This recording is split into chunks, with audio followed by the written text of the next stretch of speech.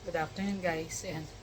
Ano na, 2:30 na ng hapon. Hindi na ako nakapag-vlog kanina kasi nag-busy na ako, nag-prep ako para sa lulutuin ko today para dun sa mga bisita. Gumagawa ako ng yung pinaka-sauce para sa stir-fry noodles. Hindi pa stir-fry, fried noodles. So, lagyan ko lang to ng ng chicken, shrimp, shiitake mushroom, tapos celery, carrots, tapos ginisa ko sa bawang sibuyas. So, ito pang dagdag pa yan. Green onion, cabbage, tsaka bok choy. Tapos, ito pala iihawin today. Minarinate ko na yan kanina umaga. Kasi babrush na lang habang iniihaw. Liempo at tsaka chicken. Tapos ito, paluto to nung kasi parang patla kami. So ako yun, sagot ko yung tatlo. Tapos ito, paluto nung sa naming kaibigan. Paborito ko sinigang na hipon. Kaya kahit mainit, sinigang na hipon. Tapos gumawa ako ng chili garlic kasi masarap yung chili garlic sa fried noodles. Ayun, halos tapos na ako mag-ihaw. Pero may magdadala ng pang-ihaw pa uli. Kaya mamaya mag-iihaw uli kami. Pero tapos na lahat ng pagkain, naluto ko na. Waiting na lang sa kanila. 3 to 4 ang usapan, magpo-4 na pero alam nyo na, Filipino time. Malamang pa 4 something na darating sila kasi medyo malayo-layo rin ang drive. Ayun na, kain na. Diyan sila. Sige na Ron, simulan mo na.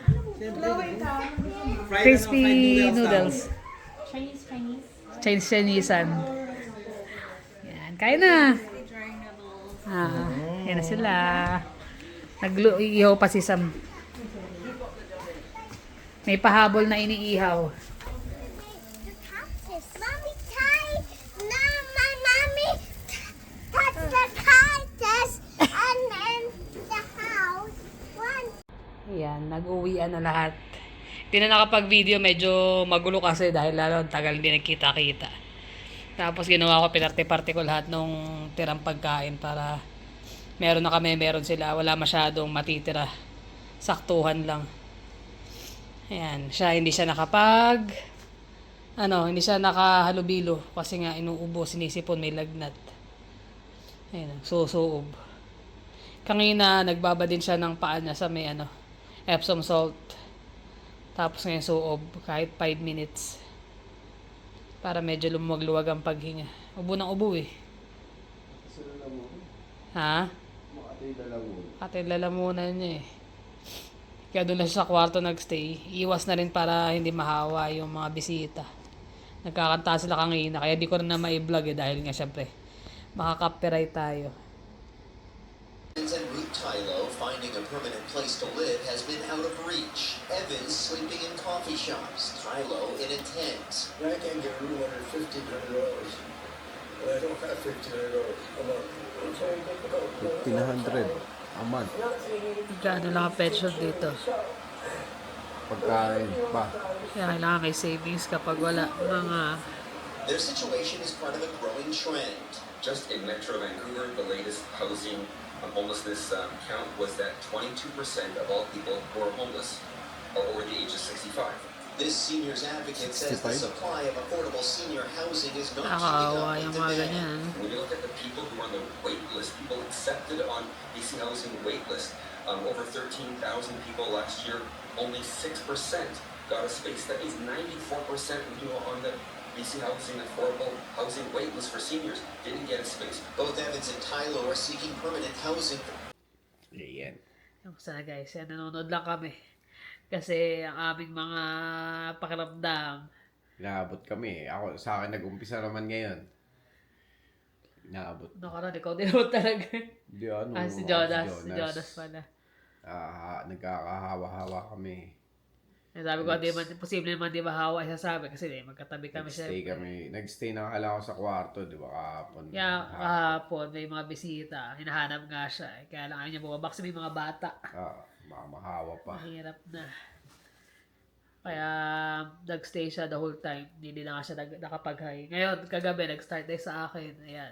Barado ilo ko, kaya pagpasensya na. Yan. Ngongo. Oo. Literal na ngongo ako. Nakita nyo naman yung mga, ano, yung mga kaibigan namin na yun kahit na minsan hindi nagkakausap-usap, Once a year lang magkita-kita, pero ano yan.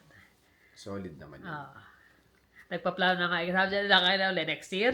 Ano kailan ba tayo ulit magkikita-kita? Parang lagi na lang Summer.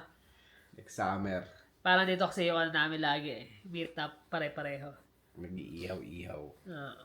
Dami palang pagkain. Di siya ginawa ko, pinarte-parte ko. Lahat may take home. Kaya solve na solve yung kahapon. Pati kwento, nagkantahan pa nga sila. Solid. Ayun. Tapos nanonood nga lang kami ng balita dyan sa eto sa Vancouver to Yung pinakita namin kasi yung yung mga homeless, parang ang taas ng percentage ng mga seniors. Senior na mga nagiging homeless. Sila pa yung yung mga matatanda pang nagiging homeless dahil nga syempre wala nang yung pension di sapat. Siguro hindi rin nakapag-ipon ng todo nung kabataan nila.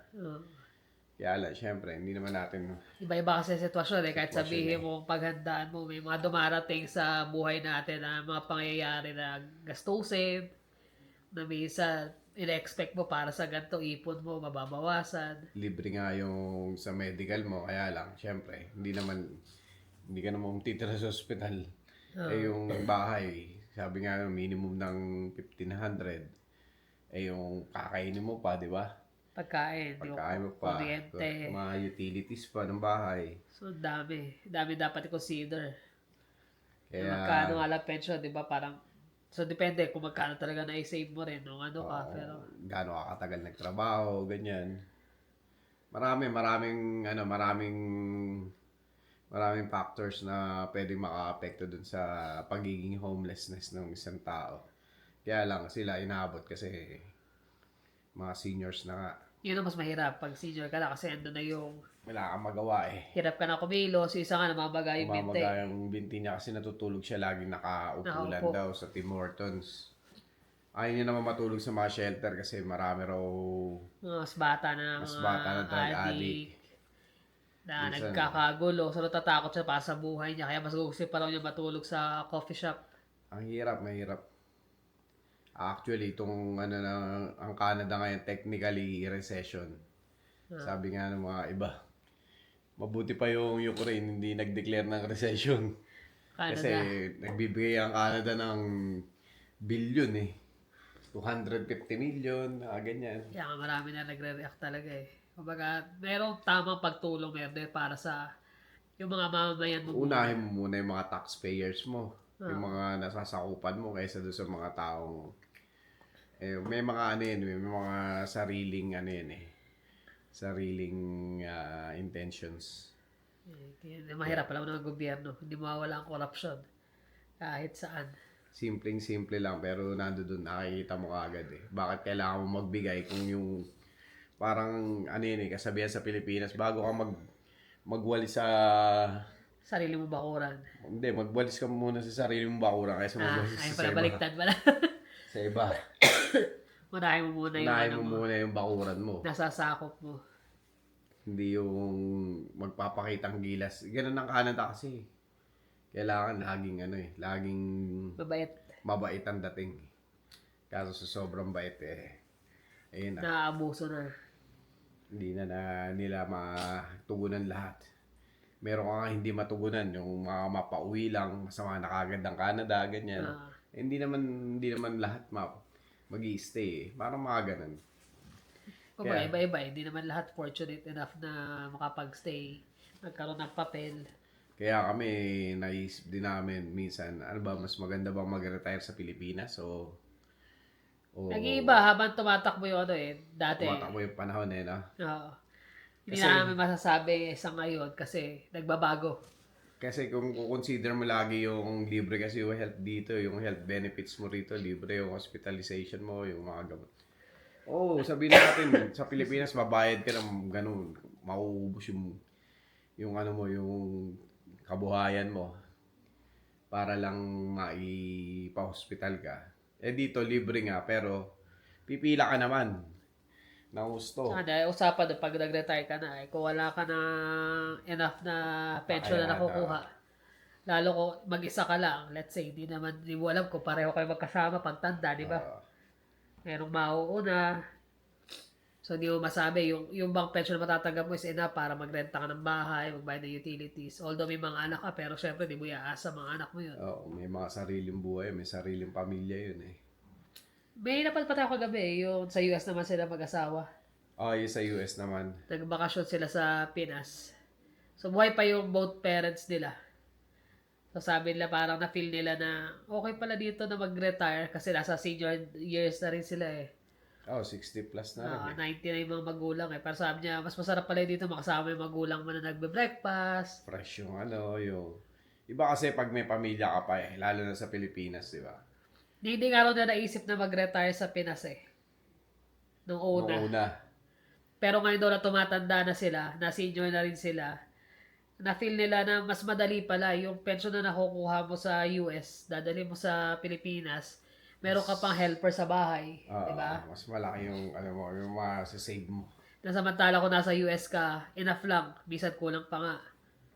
No, basta nasa abroad ka. Kaya sabi nila parang mas naisip na mag-retire na lang sa Pilipinas. Kaya nga eh. Yung iba kami, mga Spain pa, nagre-retire. May nag-comment nga rin na nakakabayan din natin. Ba't ba lagi nyo kasi iniisip na bahalang healthcare Pagpapa-hospital sa Pilipinas. O lagi iisipin nyo, hindi talaga makakapag-retiro dito. Tsaka yung pagkain kasi sa Pilipinas, fresh talaga. Kasi fresh. Iba yung lasa kahit yung mga gulay.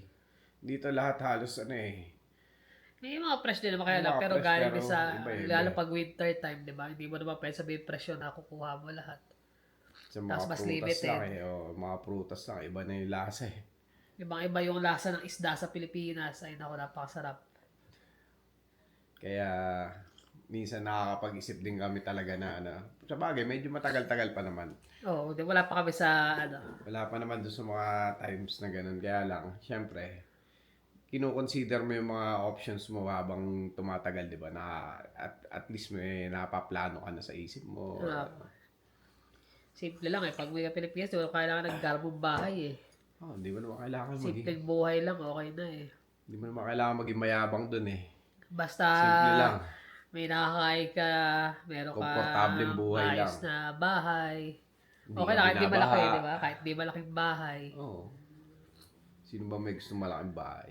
Eh, syempre, nandun yung mga mapapaisip ka eh. Pero sabi ko nga, pwede magbago yun kasi syempre, haba pa noon namin eh.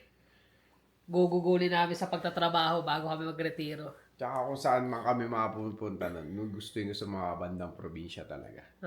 Yung Kasi pwede kang talagang- magtanim ng mga gulay mo. Yung mga ganun yung malapit sa dagat. Pwede kang kumbaga mag-alaga ng manok, kumbaga yun na yung paano magiging libangan mo. Libangan mo. Ay, na. Kasi di ba pag magre-retire ka na, syempre, di ba pwede sa bahay ka lang. Marami rin tayong mga subscriber at nanonood na mga medyo seniors na rin at nasa ibang Marami nga, bansa. mga retirado na, di ba? Nasa ibang bansa. Comment na lang kayo kung ano yung magandang options sa mga ganyan. Pero syempre, malayo-layo, sabi ko nga, malayo-layo pa. Nag-iisip lang kami na Ilang taon pa. Pero syempre, di ba? hindi mo masabi. Masarap mag-retire na mas maaga. Yung huwag mo na antayin na mag-65 ka bago mag-retire. Syempre, tinatry din namin i-enjoy habang malakas pa yung makapag-vacation sa ibang bansa, ganyan, or So, marami pang mag-hike, plano. ganyan. Pero for now, ayan muna. Kailangan advance ka lagi mag-isip. Lagi kami mga plano. Nakikita lang naman din namin kasi yung sitwasyon dito sa Canada. Talagang iba. Iba na yung nangyayari. Sobrang bagsak na, sobrang dami naghahanap ng trabaho, sobrang mahal na ng mga bilihin. Although lahat naman, nagmahal naman talaga. Pero Oo. syempre dito kasi parang iba eh. Sabi nga, ayan lang ang US, tawid lang, pero grabe yung Grabe yung taas. Doon nga lang sa bahay, yung bahay na nakatayo sa may sa may Vancouver. Hindi, doon sa may sa may border, di ba? sa border. In between ang border, Sobrang mahal sa Vancouver tapos sa kabila ano bang state 'yan? Seattle. Seattle. Tapos sa Vancouver, maliit lang na mas mahal pa. Almost $1 million. Kumbaga talagang luman-luma na. Samantala pag tawid mo ng kabilang border, mas mura di hamak. Same din sa grocery. Ay nako, pero ganun talaga. Papasaan pa ba? Basta tayo may trabaho. Excuse me. Pasalamat na lang talaga may trabaho. Trabaho, malakas pa. Yan, although minsan yan, nagkakaroon ng mga Hindi ugot-sipon, maiwasan yan. pero normal yan, lalo ngayon. Hindi lalo maiwasan. ngayon, di ba? Panay ang ulan, Init ulan, ulan. Tapos kaya nga, nag-hail pa nga last time, oh. Saan pa? Kaya sana fully na kami recover. Malapit na iparating yung mga bisita namin. Next weekend. Kaya magiging busy tayo sa paggala. Sama namin kayo sa aming adventure nung na yun. Gala namin. Ayan na, inuubo na. Sa ilan naman, Iyan. Kaya, na-interrupt, pasensya na kami mga inuubo talaga. inuubo. Kaya kung hindi ba kami makapag-update sa mga sunod na araw, pagpasensya nyo na. Pero sana, magtuloy-tuloy na yung paggaling. Siya, medyo okay ka na ba? Okay. Hindi Okay pa na, rin. okay na. Hindi pa rin. Si Jonas naman, sinisipon-sipon na rin, ha? Sabi ko, wala. Kailangan magpalakas. May vitamins naman kami every time. Wala Yun, eh, malaman. pag inabot eh. We'll see. So yun lang naman guys. Maraming salamat ulit sa inyong panonood. Ingat kayo lagi. See you in the next vlog. Bye.